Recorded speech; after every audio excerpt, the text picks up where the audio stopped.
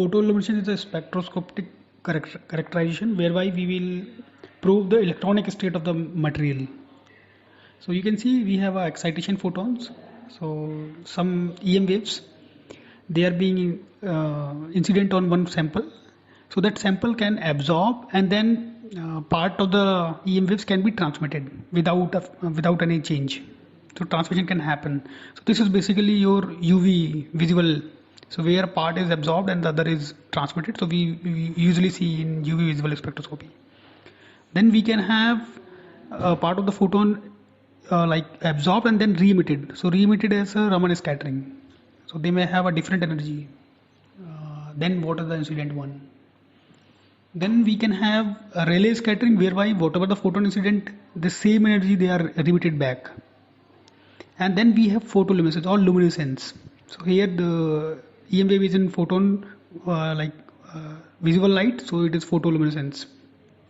So this is there is a change in the energy of this photoluminescence photons, a reduction in the energy, and that too they may be delayed also, not spontaneous. So if it is spontaneous, it is fluorescence, and if it is delayed, and it is, then this is phosphorescence. So we'll see this photoluminescence in detail. So you can see transmission. You can see transmission is untouched photon, which are not absorbed, and they are directly transmitted. So this is used in UV.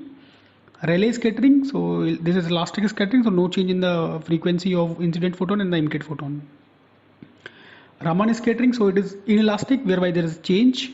So they may be Stokes or anti-Stokes. And then you have photoluminescence, which is phosphorescence, which happen within 10 to the minus 5 seconds, within or less time also. Within this is fluorescence. Phosphorescence is a little delayed emission. So you can see here figure A. This is Stokes Raman scattering, in which incident photon has a higher energy. Then what are the emitted one? Okay, anti-Stokes, where the energy of the incident is less than the energy of the emitted one. So this is like very less. Like this count will be anti-Stokes Raman will be very less. Even though Raman count totally Stokes or anti-Stokes are very low. And then this is a Rayleigh scattering. You can see where there's no change in the frequency of emitted and the incident one. And then you can see luminescence, where there's a change in the frequency. Okay. So where we use all these spectroscopy techniques. Let's see. So we have absorption spectroscopy, whereby we scan lambda in, like input we will vary, and then we will measure out the what are the transmitted one. So this is basically used in optical transmission, band gap energy measurement in tau plot, like that. This is UV visible basically. Then we have say Raman scattering. So Raman scattering, what we do, we scan out lambda output. Lambda out we will scan out, and we will find out, like we will have a special type of filter to find out Stokes and anti-Stokes peaks. Okay, so it will basically gives about information about phonon energies, phonon modes. They are fingerprint of this inorganic ligands, metal ligands. So Raman scattering that. Now we have photoluminescence. So PL, where what we will do, we will fix lambda input at 1. So we will excite the material by one higher energy incident light. So that should be higher than the its band gap. Okay, and then we will scan out at what luminescence is coming out. So we will scan out all the intensities, which is all the wavelengths which are coming out. Okay, so then we will get to know this optical recognition transition, relaxation mechanism, all those things. We will get the information of all those things. If there are any electronic state within the forbidden gap, those things will be deduced from photoluminescence measurement. Then we have photoluminescence excitation, PLE. So in PLE, this is reverse of PL. So what we do, we fix out lambda out, and then we scan input wavelength. We will vary input wavelength, we will vary, and then output we will fix our detector at one particular wavelength. Okay, so it is sensitive to transition that pumps optical emission. Okay, so we'll see more in detail about PL. So basically what is happening, we are giving a high energy pulse, basically more than this band gap. So it will make, it will absorb and make a transition. Then the electron will relax in its vibration states or it thermalize, and then it will make a transition to the band gap corresponding transition it will make, and that this emission will be recorded. Okay. So this is what all about PL is. So PL of bulk semiconductor usually have peak at the band gap. Okay, so correspondingly it will have, so there will be like one-to-one mapping of UV and PL data. And if there are electronic state within this forbidden gap, then those also will be correspondingly peak will also be visible. Then we can deduce that okay, material is not pure, or there is some electronic state in this forbidden gap also. So those things are helpful in determining photovoltaic property of the materials. So let's see Jabnowski diagram. So Jabnowski diagram is, you can see there is a one S0. This S0 is a like lowest energy state. This is S1, the singlet state. So whenever one high energy photon absorbed, there is a transition, this blue color transition. So S0 to S1 is a transition, which is absorption. And then in these vibration state, it will relax. That electron will relax out to its lowest energy state of S1. And then it will make a transition back to this S0 state. So this is re-emission. So it is emission. So this 3A, this is marked yellow, 3A, this is the fluorescence. So this is fluorescence, like it is instantly happening. So basically in PL we will be measuring fluorescence. And then 3V is vibrational reduction plus internal conversion. Okay, so you can see in the singlet state S0, this is singlet state S0, so ground state singlet. So what will happen, if electrons are like they have opposite spin, then there is their magnetic moment is cancelled out if they have opposite spin. Okay, so this is the lowest energy state, singlet state, the lowest state. Okay, the most stable lowest energy state, where the spin is opposite, there is no magnetic moment. Okay, and you can see the excited state, one of the electron has like make a transition to higher energy level. So you can see they are again they have again opposite spins. What is the triplet state is? State whereby somehow this one of the like this higher energy electrons spin has been reversed. Now this is they don't have now magnetic moment 0. It's not 0 now. Some non-zero magnetic moment is there. So this is a excited state, triplet state. Excited state, triplet T1. Okay, so you can see triplet state are these. Okay, so what happens? This electron here and this electron here, it make a like intersystem crossing by 3C and goes to triplet state, and it reverses its spin. Okay, now the spin are same. So that's why it took like this is like it took some time to like make a transition to the lower state. Okay, so this one is your phosphorescence. So now you understood what is fluorescence, what is phosphorescence. Okay, so the transition from S0 to S1, that is absorption. So S0 to S1, that is absorption, is very fast. So 10 to minus 15 to minus 13 seconds. And then transition from S1 to S0. So S1 to it will like relaxes, it will relax, thermalize, and then it will come back. So it will take 10 to minus 9 to minus 5 seconds. This is fluorescence. If you see from T1 to S0, so it takes like up to 10 seconds, 10 to minus 5 to 10 seconds. This is phosphorescence. So basically in PL we will be measuring out both these, fluorescence, phosphorescence, and then we will be having electronic state of the material, whether the states are lying in between or what is electronically happening in the material. So you can see the PL measurement. So PL measurement we will do. So PL, this is a PL measurement. This particular is PL emission. So basically what we do, we will choose some energy higher than the band gap. Say suppose we choose 300. Okay. 300 as a like excitation wavelength. Okay, so excitation wavelength 300. That 300 wavelength will be like incident on the sample, and then sample will absorb that and then remit it. So remission we will be checking out.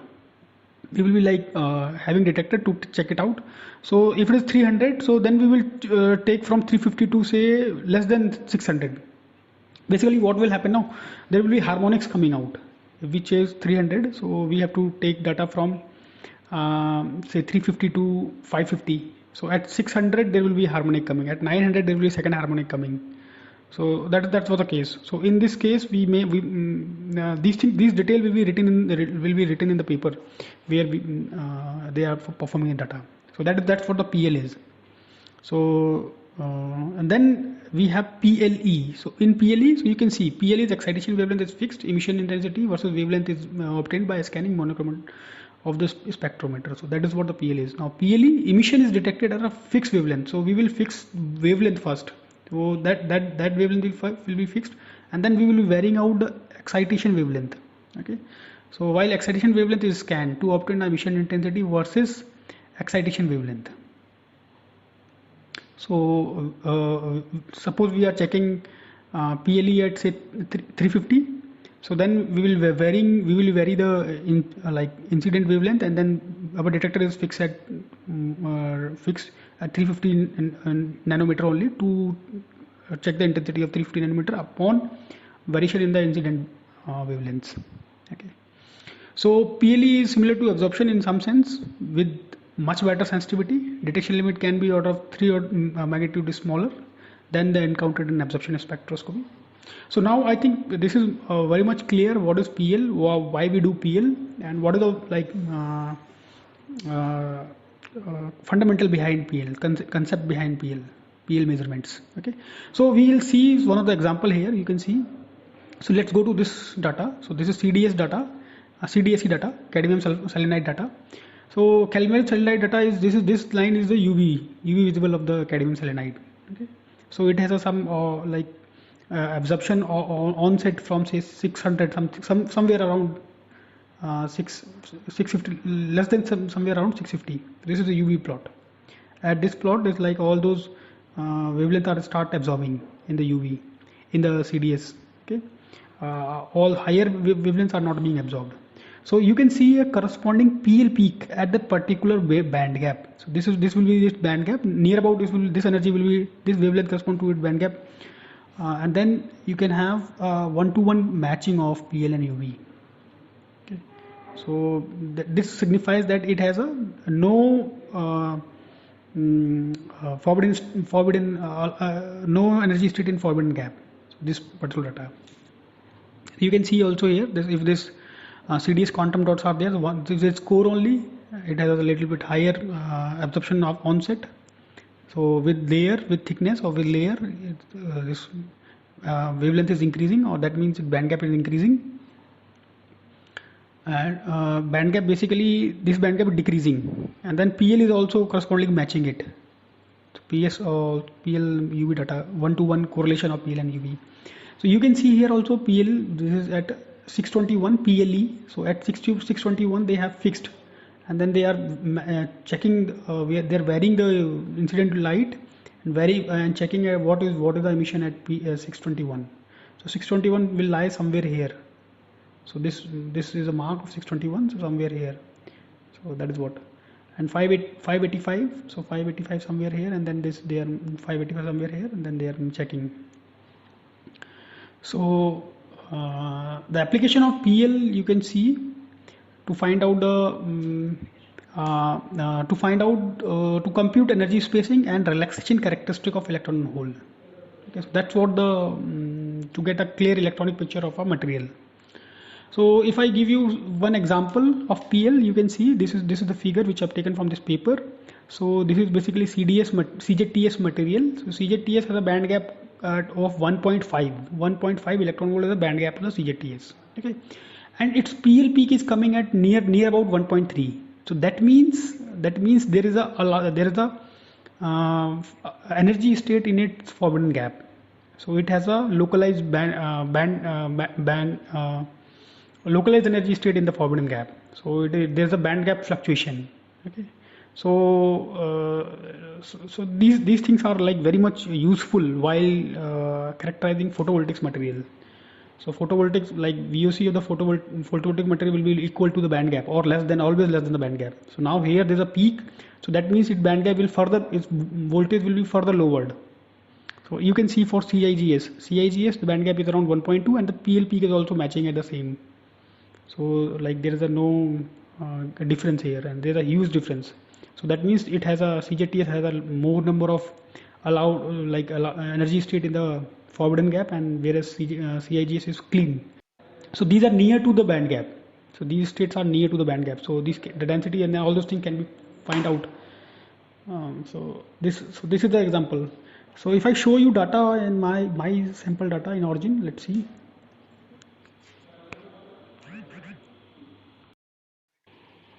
If I draw it again, so this is my PL data, UV data, and this is my UV data basically. And if I just draw it, this is my PL data. Okay, so you can see, but if you compare side by side, you can plot both of them in same also. So you can see out that whatever the offset of absorption offset in UV, same wavelength we are getting here also in the PL. So this is what signifying that they have both. There's no electronic state in the forbidden gap. So it is a clean material. CDS is a clean material. We can calculate out the band gap from both of the data.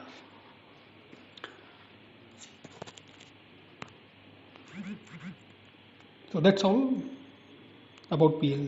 So we can discuss more if you have queries.